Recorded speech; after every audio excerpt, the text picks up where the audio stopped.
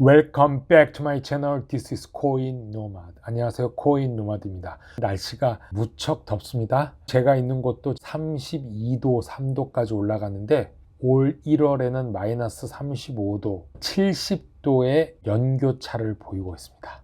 코인게코의 마켓캡은 1.46조 달러로 비트코인 34,739달러로 거의 변동사항이 없습니다. 자, 우리가 크립토 마켓, 이 코인 시장을 갈 때 사람들이 생각하는 거는 이렇게 자전거를 타고 목적지까지 편안하게 가는 홀드라고 하죠. 하들. 이렇게 천천히 갈 줄 알았는데 상대적으로 밑을 보면은 The Process of Holding은 사실 이렇게 진행이 된다. 이게 비트코인 차트, XRP 차트로 보시면 됩니다.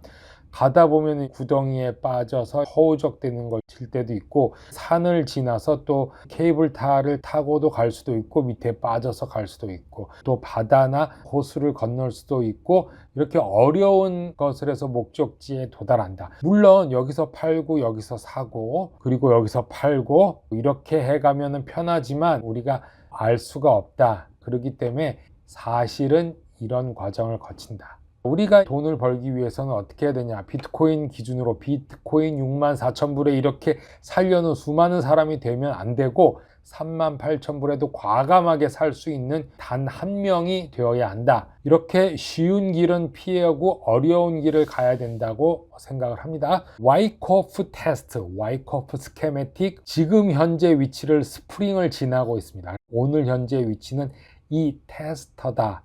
테스터 위에는 서포트 라인이 있는데 이것만 넘어서게 된다면 또 한 번의 저항선을 뚫을 수 있는 기회가 주어지고, 저항선을 뚫는다면 상승을 가겠다. 이 와이코프 차트는 두 번째, 첫 번째 하락할 때 그리고 상승 때도 맞는다면은 이 와이코프 차트가 완벽히 들어맞는 것이 될 수 있겠다. 그렇게 생각하면서 제가 한 달 전부터 이 와이코프 테스트를 계속 소개시켜 드리고 있습니다. 비트코인 와이코프 차트입니다. 일주일 전에 소개시켜 드렸을 때는 끊임없이 하락을 해서 비트코인 드디어 0으로 가는구나 라고 생각을 했지만 어느새 이 스프링을 지나서 테스트한 단계, 여기까지 왔습니다.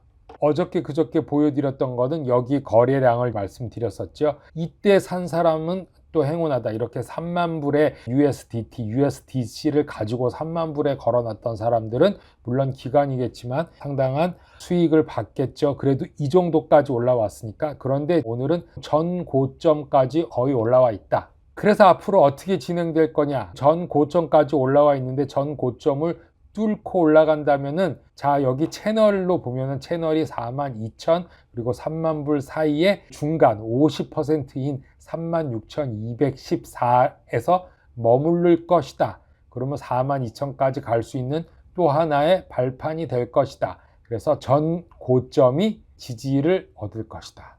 트레이딩 뷰에서 XRP 차트를 가져왔습니다. XRP가 120불, 180불까지 갈 것이다. 이 트레이딩 차트를 가져왔는데, 물론 이런 차트는 여러 번 상승할 때 계속 나왔습니다. 2013년부터 시작되는 1년 반 차트 하나의 프레임이죠. 상승을 찍고 하락까지 가서 다시 하락에서 상승, 큰 상승이 2017년 때 왔죠. 그런데 하락했다고 완전히 2016년까지 하락한 게 아닙니다. 최고점 4,000원에 샀던 사람, 즉 3불 25에 구매했던 사람들이 만약에 지금까지 들고 있었다면은 그거는 엄청나게 힘들었을 거라고 생각합니다. 저도 주로 매집을 한 것은 2019년 말부터 200원대에 상당히 많이 매집을 했었는데, 그때부터 해서 올 1월 달에 하락을 했다가 상승하기 시작했죠. 그러다가 다시 하락을 했지만 아직도 60센트다. 긍정적으로 보면 물론 2불까지 올라갔었지만, 그런데 앞으로는 프랙탈 개념을 적용한다면은 3불 가고 또 13불까지 간다. 13불이 하나의 타켓 그리고 셀링 포인트로 잡고 있는 많은 트레이더들 그리고 유튜버, 차트 분석가들이 13불을 얘기하고 있습니다. 하지만 장기간에 본다면 120불, 180불까지 갈 수도 있다. 데일리 하들의 XRP에 대한 기사가 나왔습니다. 크레더블 크립토 트위터는 22만 트윗 팔로워들에게 이렇게 말하고 있습니다. XRP는 곧 바닥을 벗어날 것이다. 이 근거는 XRP 비트코인 페어 쌍 차트를 보면 바닥인 게 분명하고 XRP BTC 페어는 새로운 최저점이며 기술적으로 XRP USDT가 역사적으로 큰 지지를 받고 있는 점을 고려할 때 이 지역에서 역전 상승되는 것은 당연한 것이다. 즉 지금이 최저점이라고 말하는데요. 이 차트를 이렇게 올라와 있습니다. 이 부분이 최저점이다. 물론 그동안 최저점, 이건 최저점도 아니고 이건 언더밸류지요. 이거는 가치 저평가된 것이다. 200원대죠. 작년을 말하는 것입니다. 작년에는 희망이 있었고 작년에는 어려움이 있었습니다. 하지만 지금은 희망도 없고 어려움도 없고 단지 왜 떨어지는지 그렇게만 생각하는 사람들이 많아서 저도 한편으로는 좀 답답함이 있습니다. 하지만 다시 올라갈 것을 확신하고 믿고 있고 다시 올라갈 것입니다. XRP는 현재 호황기가 끝나기 전에 20에서 30달러에 달할 것이라는 강한 의지를 갖고 있다고 크레더블 크립토는 말하고 있습니다.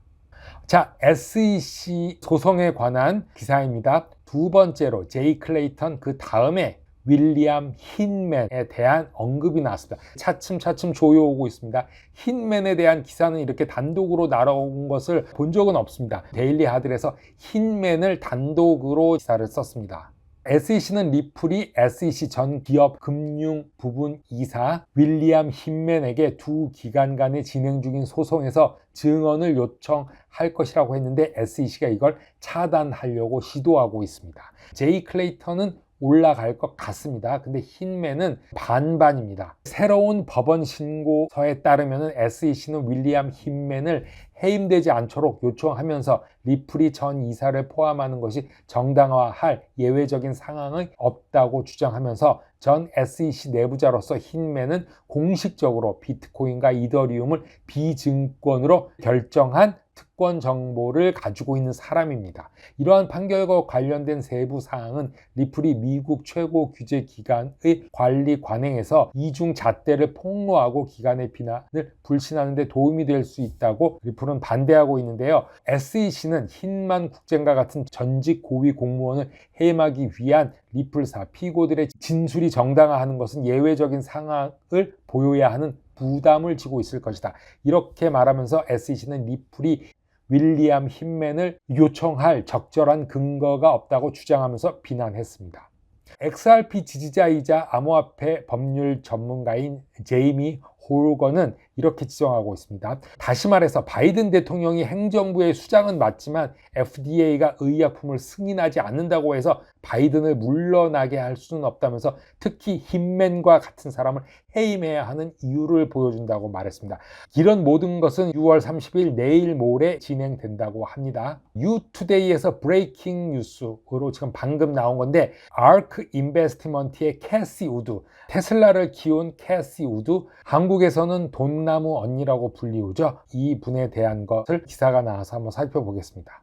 캐시 우드는 ARK 인베스트먼트 현재 그레이스킬 비트코인 트러스트 주식을 약 2억 5천만 달러를 보유하고 있고 비트코인을 일주일 전부터 매집한다고 인터뷰에서 말하고 있습니다. 아주 이제 대놓고 비트코인을 모으고 있습니다. 이 캐시 우드와 또 마이클 스트레러지 그렇게 몇몇 안 되는 그런 기업들만 비트코인을 매집하고 있습니다. 21 shares, 제가 가끔가다 소개시켜 드렸던 21 shares와 이 ARK 인베스트먼트 매니지먼트가 공동 신청서를 제출하고 SEC 미 증권거래위원회와 함께 비트코인 거래 펀드를 출시한다고 합니다. SEC도 이 ARK 인베스트먼트랑은 관계가 좋은 듯합니다.